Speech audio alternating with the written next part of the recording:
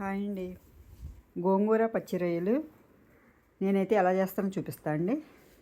ఇలా చేసుకుంటే అయితే టేస్ట్ అయితే చాలా బాగుంటుంది. ఎంత అన్నమైనా తినేయచ్చండి.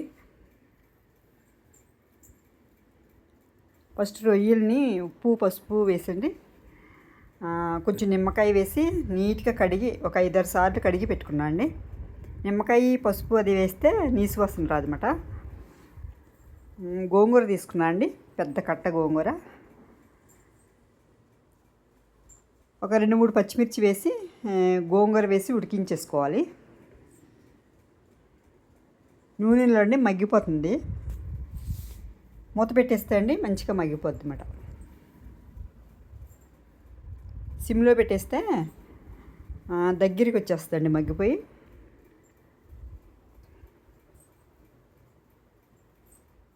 మనం తీసుకునే రొయ్యలను బట్టి గోంగూర తీసుకోవాలండి. నేనైతే రొయ్యలు ఎక్కువ వేసి గోంగూర తక్కువ వేసుకుంటాము.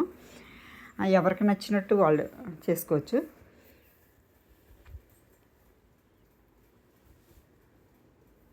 ఇలా మెత్తగా మగ్గిపోద్దండి. నేను మిక్సీ పట్టడం అలా ఏం చేయను. మామూలుగా మెత్తగా మగ్గిన తర్వాత అండి ఇలా గరిటెతోటన్నా కాడలు అవి లేకుండా చేస్తాను. లేకపోతే పప్పు గుత్తితో అయినా కలబెట్టేస్తాను అండి.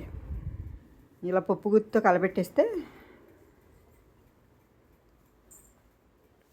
కొంచెం గోంగూర కచ్చాబచ్చేగా ఉన్నట్టుంటేనే బాగుంటుందండి. మిక్సీ పెట్టేస్తే మెత్తగా అయిపోతుంది. ఇలా చేసుకునండి పక్కకు పెట్టేసుకుంటాను.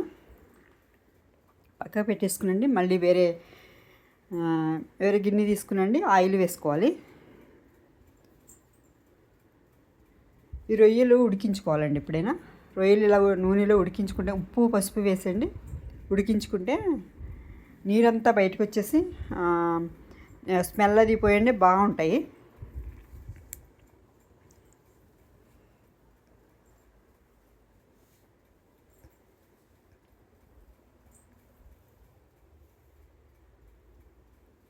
తొందరగానే ఉడికిపోతాయండి ఇవి. పసుపు వేసుకుని కొద్దిగా ఉప్పు వేసుకుని ఉడికించుకోవాలి.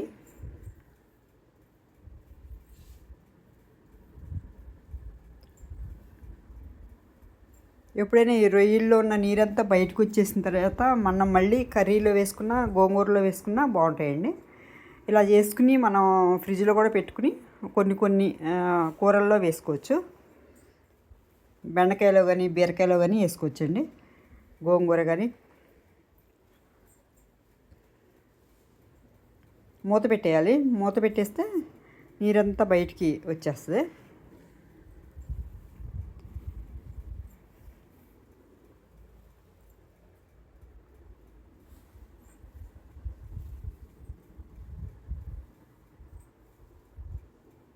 నీరు ఇంకిపోయి దగ్గరికి వచ్చే వరకు అండి ఉడికించేసుకోవాలి. అది దగ్గరికి వచ్చేస్తుంది.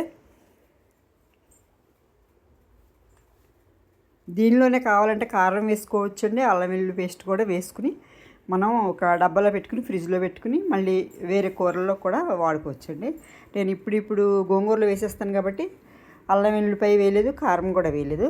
ఇవ్వండి ఇలా పక్కగా పెట్టుకున్నాను. ఇప్పుడు గిన్నె తీసుకునండి ఒక 2 స్పూన్లు అలా ఆయిల్ వేసుకుని ఉల్లిపాయలు వేయించుకోవాలి.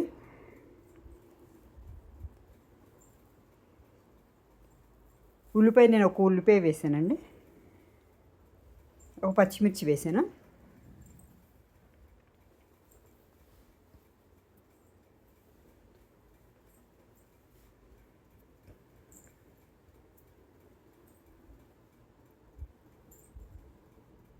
కొద్దిగా ఉప్పు వేసుకుని మగ్గించుకోవాలండి. ఉప్పు అది అల్లం వెల్లుల్లి పేస్ట్ వేసాను 1 స్పూను.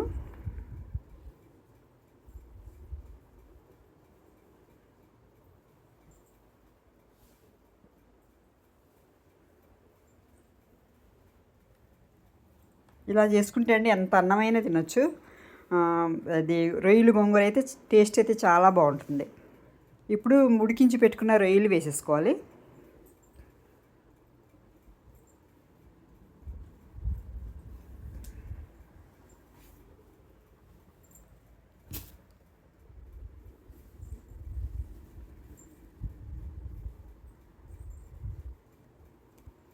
కారం వేసుకుంటున్నా అండి. మనం తీసుకున్న దాన్ని బట్టి దానికి తగినట్టు కారం వేసుకోవాలి.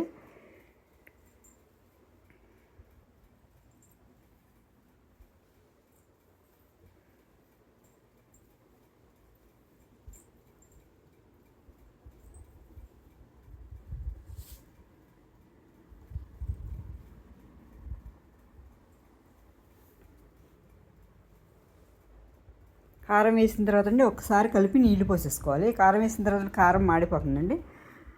తొందరగా ఒకసారి కలిపేసి వాటర్ పోసేసుకోవాలి.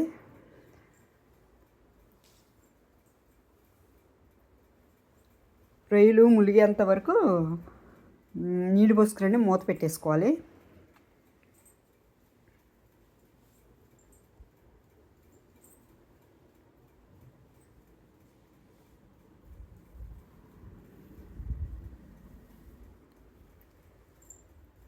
కొద్ది కరివేపాకు వేసుకున్నా అండి. కరివేపాకు కొత్తిమీర వేసుకుంటే టేస్ట్ అయితే బాగుంటుంది. ఉడికేటప్పుడే వేసుకుంటే బాగుంటుందండి.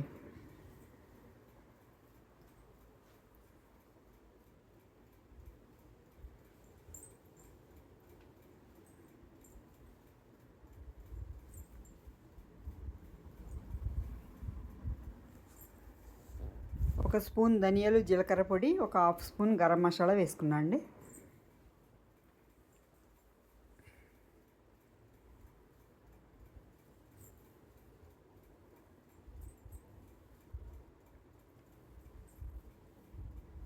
నేనైతే లాస్ట్లోనే వేస్తానండి మసాలా.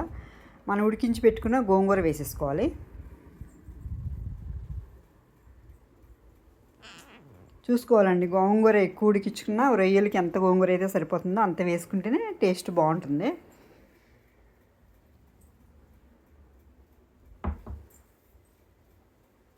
మరి గోంగూర చాలా ఎక్కువైపోయి రొయ్యలు తక్కువ ఉంటాయండి, అంత బాగోదు. నేనైతే ఎక్కువ రొయ్యలు వేసుకుని గోంగూర తక్కువ వేసుకుంటాను.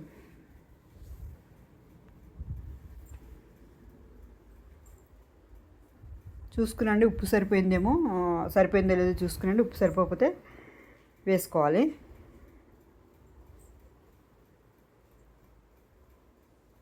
చాలా బాగుంటుందండి. మళ్ళీ తెల్లవారికి కూడా ఇంకా బాగుంటుంది. వండిన రోజు కన్నా తెల్లవారికి ఇంకా బాగుంటుందండి. రొయ్యలకి గోంగూర అది పట్టేసి బాగుంటుంది. ఇలా మీరు కూడా ఒకసారి చేసుకుని చూడండి. నా వీడియో నచ్చితే లైక్ చేయండి, మీ ఫ్రెండ్స్ ఎవరికైనా షేర్ చేయండి. సబ్స్క్రైబ్ చేసుకోకపోతే సబ్స్క్రైబ్ చేసుకోండి.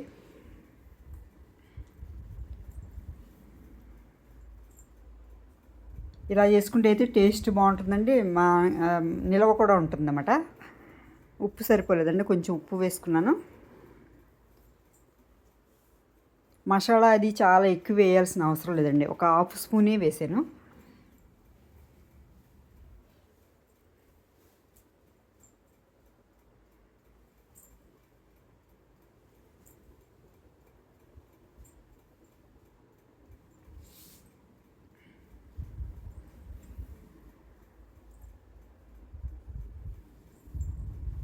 ఫ్రిడ్జ్లో పెట్టుకుంటే అయితే వారం 10 రోజుల వరకు ఉంటుందండి, పాడవదు. 20 రోజులైనా ఉంటుంది.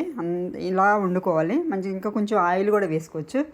నేనైతే ఆయిల్ కొద్దిగా తక్కువ వేస్తానండి. ఇప్పటికీ బాగానే వేసాను, 3 వేసాను కాబట్టి ఆయిల్ మాకు సరిపోయింది. ఇంకా కూడా వేసుకోవచ్చు.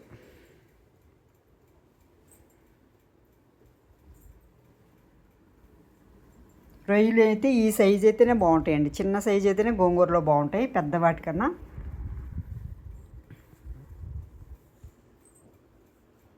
Thank you.